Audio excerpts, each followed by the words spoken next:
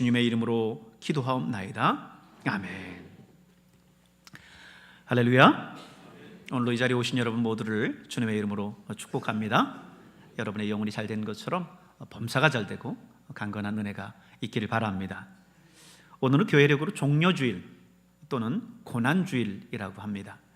종려주일은 예수님께서 예루살렘에 입성하신 사건을 기념하는 날인데요, 예수님께서 나귀를 타시고 예루살렘에 입성할 때 수많은 군중들이 이 종려나무 가지를 꺾어서 또 예수님 가시는 길에 깔기도 하고 흔들기도 하고 예수님의 입성을 환영했습니다. 그것을 기념하는 날이에요. 그리고 또 그날의 예루살렘 입성은 예수님의 십자가를 향한 본격적인 발걸음이셨기 때문에 그날을 고난주일이라고 합니다. 이제 이 날을 시작으로 해서 고난주간이 시작될 텐데요, 한 주간 우리가 특별 새벽 기도회를 진행할 거예요. 새벽 5시 이곳 본당에서 고난주간 특별 새벽 기도회를 진행할 텐데, 여러분 다 참여하셔서 한 주간 우리 예수님께서 여러분을 위해서, 다른 사람이 아니에요, 하나님 앞에 우리는 언제나 단독자로 섭니다. 나를 위해서 십자가를 지신 그 예수 그리스도의 그 고난의 발걸음들을 묵상하는 한 주가 될 수 있기를 바랍니다. 오늘은 성령의 9번째 열매인 절제에 대해서 함께 말씀을 묵상할 텐데, 2005년도 개봉된 영화인데요, 찰리와 초콜릿 공장이라고 하는 영화가 있습니다. 여러분 이제 사진을 통해서도 보지만 제목만 봐도 어린이들의 희망과 꿈을 다룬 영화 같지 않습니까? 그런데 사실은 그 내용은 정반대예요. 놀랍게도 이 영화는 인간 안에 있는 탐욕과 그 욕망들을 어린이들을 통해서 그대로 그려내고 있습니다. 이 영화 속에 나오는 인물 가운데요, 아우구스투스라고 하는 인물이 나와요. 이 아이는 별명이 먹보입니다. 얼마나 먹어야 되는지 몰라요. 먹는 거를 주체할 줄 모르다 보니까 뭐든 보이는 것은 다 입으로 가져가요. 음식을 다른 사람과 나눠 먹는 일은 그러니까 더더욱이 없겠죠. 한시도 먹는 것이 손에서 떨어지는 일이 없습니다. 식탐을 그렇게 하다 보니까 몸은 사진에서 보는 것처럼 비대해서 풍선처럼 부풀어 있습니다. 영화에 나오는 또 다른 아이의 이름은 버로카라고 하는 아이인데요, 이 아이는 공주병을 넘어서 거의 왕비병이에요. 버로카는 자신이 갖고 싶은 거는, 원하는 게 있으면 무조건 다 가져야만 돼요. 너트를 만드는 공장 사장인 아버지는요, 무슨 수를 써서라도 이 버로카가 원하는 건 다 구해줍니다. 심지어 자기 회사 직원들을 총동원해서도 어쨌든 이 아이가 원하는 건 다 해줘요. 하지만 이 버로카의 탐욕은 거기에서 그칠 줄 모릅니다. 한 가지를 갖게 되면 곧바로 또 다른 것을 가지고 싶어요. 안달이 나요. 아우구스투스나 버로카나 둘 다 어린아이죠. 하지만 이 아이들의 공통점은요, 탐욕의 노예라는 거예요. 탐욕의 노예. 이 두 아이가 여러분 정말 성숙한 인격의 바른 인간의 모습으로 성장하려면 이 아이에게 무엇이 필요할까요? 이번에는 청소년들의 이야기를 한번 해볼까 합니다. 요즘 우리나라 청소년들의 가장 심각한 문제 중 하나가 뭔지 아세요? 인터넷 게임 중독입니다.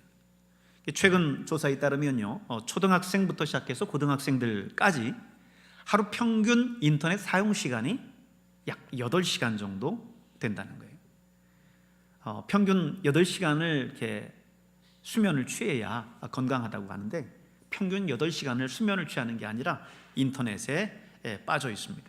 특히 고등학생들은요, 하루 평균 10시간 이상을 인터넷을 사용하는 것으로 나타났어요. 단순히 정보나 통신 등 이런 것들을 사용하기 위해서라기보다는요, 주로 인터넷 게임에 몰두하려고 하는 그런 경향들이 높게 드러났습니다.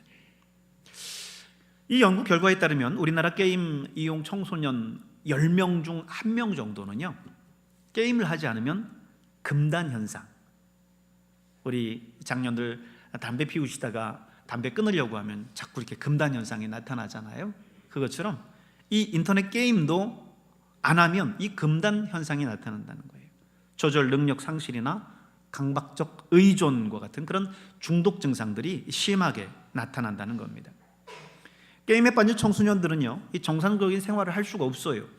매일 4-5시간 혹은 밤을 지새워가면서 게임을 하는데 정상적일 리가 없죠. 심한 경우는요, 학교를 무단 이탈까지 해가면서 이 게임에 빠져 있기도 합니다. 심지어는 여러분 가끔씩 그 뉴스를 통해서도 보지만 어린 나이에 결혼하고 아이를 본 청소년층 아이들이 아이를 돌보지 않고 게임에 빠져 있다가 아이를 죽게 그대로 내버려 두는 그런 사회적인 충격까지도 우리에게 가져다 주지 않습니까? 문제는 이 게임 중독에 빠지고 나면 가상 세계와 현실 세계를 구분하지 못한다는 거죠. 그 경계선을 명확하게 해야 되는데 그 경계선이 모호해지는 거예요. 혼자 몇 시간씩을 게임에 빠져 살다 보니까요, 정상적인 대인관계가 안 됩니다. 게임 속에서는 나는 새로운 캐릭터로 거기 살아요.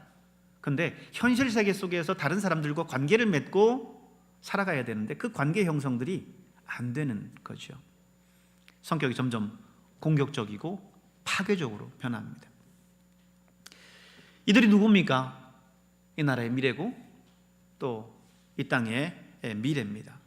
근데 이들이 이렇게 병들어가고 있어요. 그렇다면 어떻게 해야 될까요? 이들이 다시 정신적으로 건강하게 회복하려면 가장 필요한 것은 여러분 뭐라고 생각하십니까?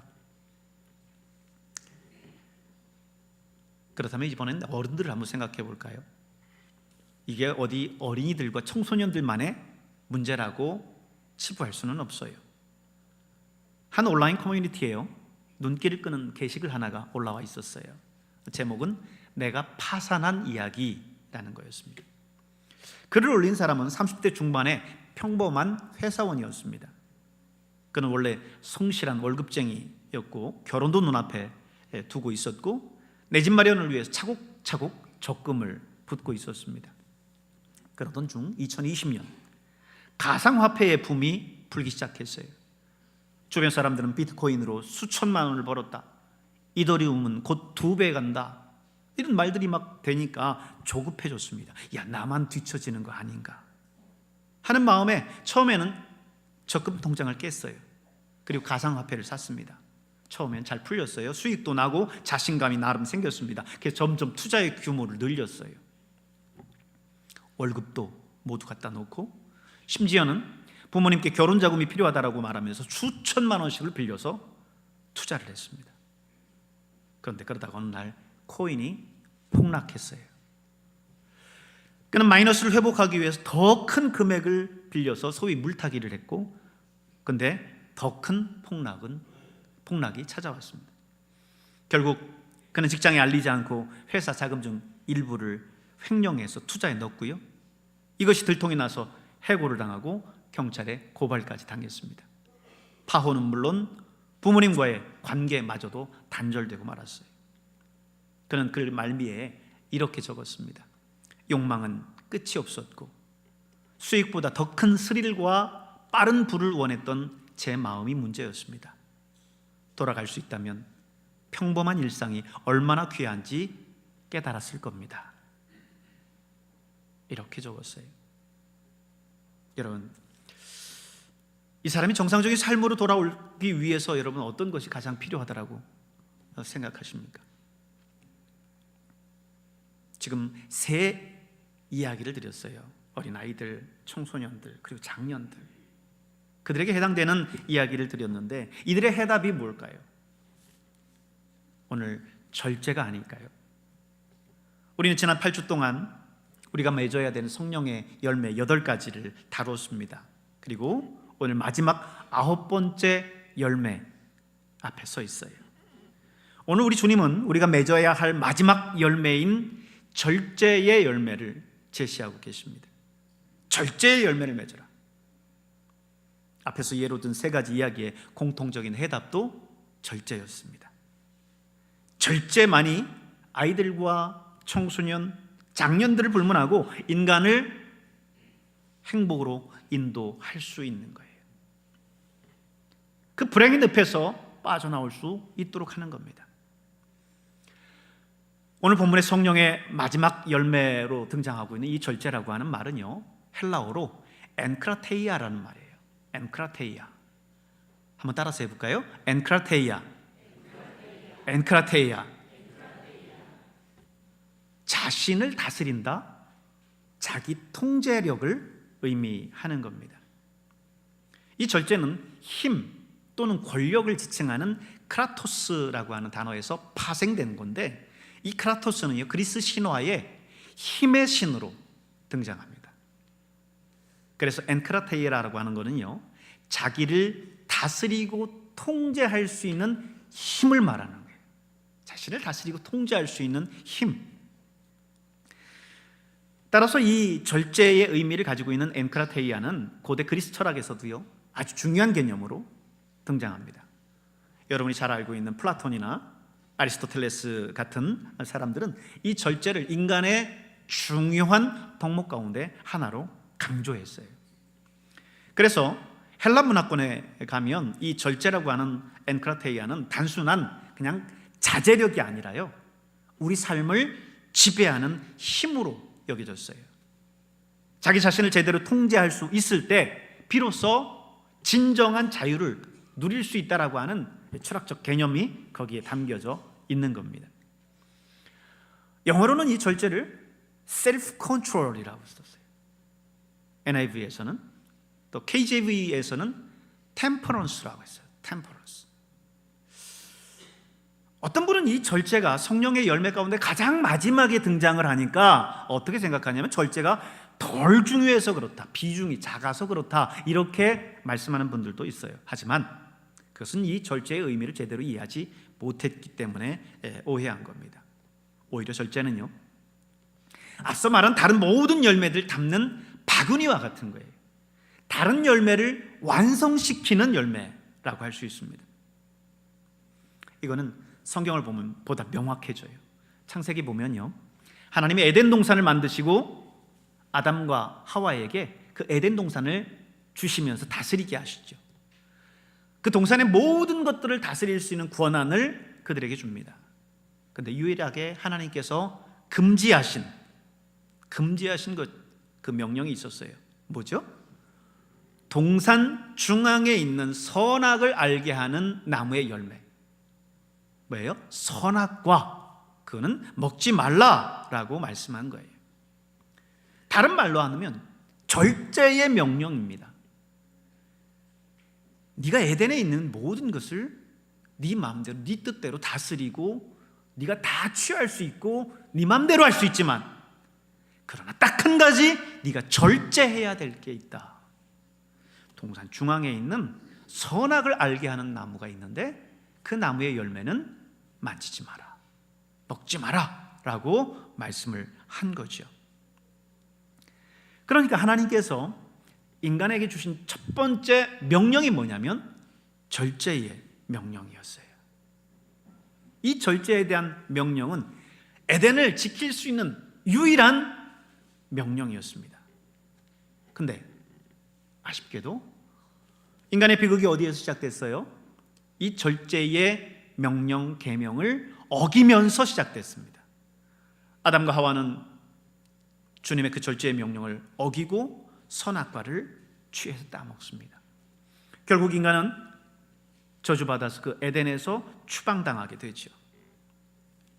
그러면 에덴에서 추방됐으니까, 그리고 그에 응당한 벌을 받았으니까 뭐 이제는 이 절제의 명령 우리와 상관없다, 맞나요?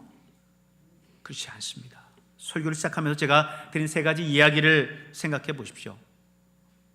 아이들이나 청소년들이나 어른이나 끝까지 인간이 버리지 못하는 공통점이 있어요. 그게 뭐예요? 욕망이라는 겁니다. 욕망. 이건 사람이 나이 먹는다고 해서 사그러드는 게 아니에요. 그저 대상만 바뀔 뿐입니다. 장난감에서 게임으로, 성욕에서 명예욕과 물질욕으로 그 대상만 바뀌었을 뿐이지 욕망 그 자체는 항상 우리 곁에 있다는 거예요. 따라서 하나님께서 우리에게 주신 이 절제의 계명은요, 우리가 죽는 날까지 유효한 거예요. 왜냐하면 첫사람 아담뿐만 아니라 우리들도 이 욕망을 제어하지 못하면요, 결국 그 영원한 불행의 나락으로 떨어질 수밖에 없어요. 따라서 우리 인간은 죽는 날까지 이 절제라고 하는 시험을 치르면서 살아가야 합니다. 하나님이 우리에게 많은 것들을 주시지만 그러면서 우리에게 이 절제의 명령을 주시는 거예요. 그러면서 네가 정말 이 행복의 모든 축복들을 지킬 자격이 있느냐라고 하는 걸 하나님이 이 절제를 통해서 시험하시는 겁니다. 인간의 역사를 살펴보면요, 수많은 사람들이 이 시험을 통과 못해서 아주 비참한 종말을 맞이합니다. 북미에서 유적을 탐사하던 답사단이 한 오지에 갔는데 광부가 기거했었던 것으로 여겨지는 오두막집 하나를 발견했어요. 그래서 그 안에 가보니까요, 그 집안에 2개의 해골과 엄청난 양의 금이 있더라는 거예요. 그들은 생각한 거죠. 아니, 왜 이 두 광부는 여기서 이렇게 많은 금을 얻었는데 이렇게 죽음을 맞이했을까? 한 단원이 이것을 이렇게 해석했습니다. 이들은 금을 계속 캐는 그 욕심에 이 북쪽이 일찍 겨울이 온다는 사실을 잊고 있었다. 적당량의 금을 갖고 빨리 이곳을 떠났어야 됐는데 엄청난 눈보라가 왔을 때는 이미 식량도 바닥이 났을 거라는 거죠. 물론 그때 금은 그들에게 아무런 도움을 주지 못했습니다. 금에 대한 욕심이 통제되지 않았을 때, 절제되지 않았을 때 그들은 목숨으로 그거를 대신해야만 됐습니다. 미국 스탠포드 대학의 월터 미셸 박사가 공복의 아이들을 대상으로 해서요, 마시멜로 실험을 했어요. 그가 실험에 참가한 4살 아동에게 여러분 지금 보이는 것처럼 말랑하고 달콤한 마시멜로 과자를 한 봉지씩을 나눠주면서 이렇게 말했습니다. 자, 너희들은 지금 이 과자를, 이 마시멜로를 지금 먹을 수도 있고 30분 후에 먹을 수도 있다. 그런데 30분 후에 먹으면 이 마시멜로 과자를 한 봉지를 더 줄 거야. 이렇게 얘기를 했어요. 여기에 참가한 아이들이 몇 살이라고요? 4살이에요. 이 실험에 참가한 아이들이 보니까 어떤 아이들은 곧바로 먹어버린 아이들이 있었고요, 참고 견뎌서 결국에는 2봉지를 받은 아이들이 있었어요. 이렇게 2부류로 나눠졌습니다. 어떤 아이는 나중에 2봉지를 먹는 것보다는 지금 이 먹고 싶은 이 욕구를 참지 못해서 그냥 참다 얼른 그냥 받자마자 먹어버렸어요. 또 어떤 아이는 그래도 내가 한 봉지 더 받고 싶어서 10분 정도 참았어요. 근데 눈에 보이는 이게 도대체 참아지지가 않는 거예요. 그래서 결국 30분을 채우지 못하고 그를 먹어버렸어요. 그런가 하면 어떤 아이는요, 30분 동안 꾹 참다가 결국 마시멜로 한 봉지를 더 받았습니다. 근데 정작 놀라운 거는요, 그로부터 10년 후입니다. 당시 눈앞에 마시멜로를 먹어치운 그 아이들은요, 아주 작은 일에도 쉽게 좌절하고 고집부리고 친구가 없는 외톨이가 많았습니다. 그들은 스트레스도 잘 극복하지 못했고요, 겁도 많았고 더 나은 삶을 위해서 도전하려고 하는 그런 의식도 적었습니다. 하지만 그 먹고 싶은 거를 참았던 그 유혹을 참아낸 아이들이 있죠. 그들은요, 긍정적인 가치관을 가지고 있었고요, 부모와 친구, 이웃과도 잘 어울렸어요. 사리를 분별할 줄 알았고 사람들과 조화를 이루었습니다. 또 학교 성적 또한 우수해서 대학 성적이 이 마시멜로를 바로 먹은 애들하고 200점 차이나 났다는 거예요. 이 이야기는요, 마시멜로 이야기라고 하는 제목으로 책으로 출간돼 있어요. 우리나라에도 소개되어져 있습니다. 이 실험이 이야기하는 핵심은 이거예요. 더 큰 만족과 보상을 위해서 당장의 욕구를 이길 줄 아는 절제가 중요하다라는 겁니다. 근데 여러분, 우리가 여기서 또 한 가지 짚고 넘어가야 될 게 있습니다. 절제의 상대 개념은요, 욕망이에요. 따라서 당연히 욕망은 없어져야 할 적이고, 절제는 성공의 어떤 마스터키처럼 생각하기 쉬운데, 그런데 이 문제가 그렇게 단순하고 간단한 문제는 아니에요. 자, 생각해 보십시오. 인간사 모든 일은요, 직접적이든 간접적이든 인간의 욕구로부터 시작됐어요. 그것이 직접적으로는 인간의 생존욕, 식욕, 성욕, 그것이 예술과 문학을 창작하는 창작욕, 또 새로운 사회와 문화를 건설하려고 하는 욕구, 자기를 발전시키려는 욕구, 그 어떤 욕구이든 간에 그 욕구와 욕망 자체는 나쁜 게 아니에요. 왜? 지금까지 인간의 발전이라고 하는 것은 바로 그런 욕망과 욕구 속에서 시작됐기 때문이죠. 문제는 그렇다고 해서 무한정 그 욕망을 따를 수도 없다라는 거예요. 왜요? 욕망이 끝이 없어요. 그것을 충족시키려고 따라가다 보면 결국 금광을 캐던 그 광부들처럼 그런 비참한 최후가 기다리고 있기 때문입니다. 그러게 결국 해답은요, 욕망에 사로잡힌 노예가 아니라 욕망을 다스릴 수 있는 주인이 되어야 된다는 겁니다. 여러분은 어떻습니까? 여러분은 욕망의 노예이십니까? 아니면 욕망을 다스리는 주인이십니까? 그렇다고 하면 이 욕망을 어떻게 다스려야 될까요? 무엇으로 다스릴 수 있을까요? 그것이 바로 엔크라테이아, 절제라고 하는 거예요. 다시 말해서 자기를 절제할 줄 아는 자, 자기를 제어할 줄 아는 사람, 그 사람이 바로 이 욕망을 다스리고 승리할 수 있다는 것입니다. 욕망이 엑셀레이터라고 한다면 절제는 브레이크예요. 운전 잘하는 사람은요, 언제 엑셀을 밟아야 될지, 그리고 언제 브레이크를 밟아야 될지 그 균형을 잘 조절할 줄 알아요. 그냥 아무 때나 브레이크를 밟아대면 이 차가 나가겠어요? 아무 때나 엑셀을 막 밟아대면 큰일 나죠. 사고 납니다. 그 사람의 목숨도 담보할 수가 없어요.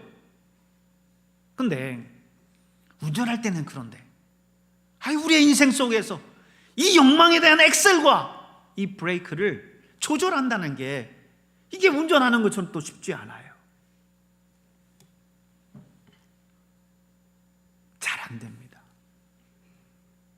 하늘에서 그냥 이 절제의 은사가 뚝 떨어지는 게 아니에요. 자동으로 되는 게 아닙니다. 그럼 어떻게 해야 돼요? 사도 바울은 우리에게 이런 말씀을 하고 있어요. 고린도전서 9장 25절 같이 읽겠습니다. 이기기를 다투는 자마다 모든 일에 절제하나니. 그랬습니다. 이기기를 다투는 자마다 모든 일에 뭐 한다고요? 절제한다는 거예요. 여기서 다투는 자라는 말이 나오죠. 다툰다. 이 다툰다라는 말은요, 내 온 에너지를 쏟아서 소모한다는 거예요. 승리를 위해서 전력 투구한다는 거예요. 그냥 되는 게 아니에요. 온 힘을 다해서 그렇게 되도록 노력하고 훈련해야 된다는 의미입니다. 그러니까요, 이 절제라고 하는 것은 아주 오랜 기간 동안 자기를 이기는 훈련을 통해서 얻어지는 거예요. 그냥 되는 게 아니에요. 사랑하는 여러분, 하나님은 우리에게 많은 복을 주셨어요. 또 많은 권세도 주셨습니다. 그리고 앞으로 더 많은 권세와 능력을 주실 거예요. 그러나 이 복을 이 복을 받을 만한 그릇이 있어야 되죠. 그것이 바로 절제예요. 내가 그걸 어떻게 사용할까? 내게 하나님께서 많은 물질을 주셨는데 그거를 절제하지 못하면 그것은 우리에게 독이 돼요. 그렇기 때문에 하나님은 그걸 담을 수 있는 이 절제의 그릇을 준비하라고 하는 거예요. 내게 너무 많은 권세를 주시면 그것이 또 독이 돼요. 그 권세를 담고 조절하고 절제할 수 있는 그런 능력이 우리 안에 있어야 되는 거예요. 절제는 하나님께서 우리에게 준 이 복을 잘 지키고 담는 그릇이요 주머니입니다. 자기와의 처절한 싸움에서 승리한 사람만이 이 복주머니가 새지 않을 수 있는 거예요. 오늘 이 말씀을 함께 나누는 저와 여러분에게 이 절제의 은사가 있기를 바랍니다. 이 절제의 은사가 있어야 하나님께서 우리에게 주시는 그 복들을 복으로 누리고 사용할 수 있는 거예요. 주님께서 여러분에게 주시는 수많은 은혜와 축복들을 인생의 참된 행복으로 사용할 수 있는 그런 절제의 은사를 풍성하게 누리는 여러분 될 수 있기를 주의 이름으로 축복합니다. 기도하겠습니다.